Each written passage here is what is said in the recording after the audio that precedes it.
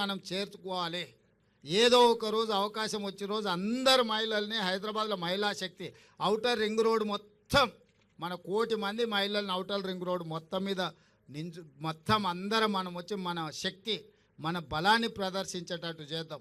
ఆ రోజు అరుణమ్మ గారి సహకారంతో ప్రధానమంత్రిని కూడా పిలుద్దాం. తెలంగాణ మహిళా శక్తిది మాకు నిధులు ఇవ్వండి, మా ఆడబిడ్డలకు ఇస్తారు. కేంద్ర ప్రభుత్వం ఇవ్వాల్సింది కదా, ఇవ్వాలని నేనేమో అంటలే నేను ఏం. సో కేంద్ర ప్రభుత్వం నుంచి కూడా మనం సహకారం తీసుకుందాం.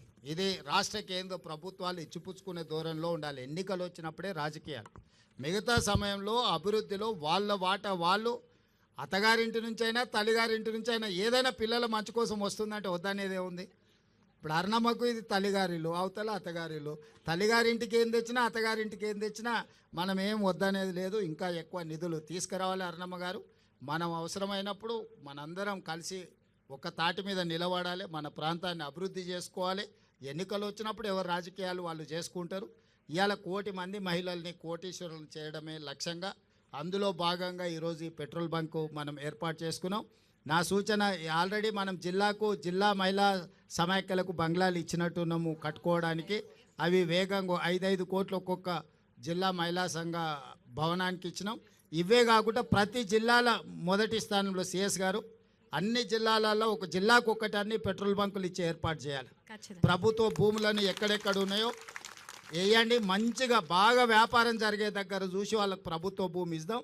దానికి అవసరమైన పెట్టుబడులు ఆ బీపీఎల్ కానీ ఐఓసీ కానీ ఏ కంపెనీలు ఉంటే ఆ పెద్ద కంపెనీలతో మాట్లాడదాం.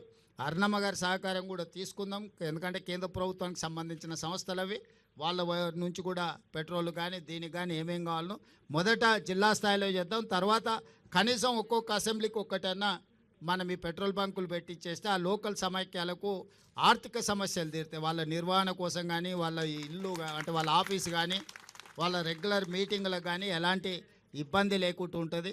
ఇలాంటి కార్యక్రమాలన్నీ కూడా తీసుకొని ముందుకు వెళ్తాం. మీ అందరి సహకారం ఉండాలి. అభివృద్ధిలో ఏది ఉన్నా నిస్సంకోచంగా అడగండి. పర్ణికమ్మ ఇక్కడ స్థానిక ఎమ్మెల్యే గారు మొదటి నుంచి వాళ్ళ తాతగారు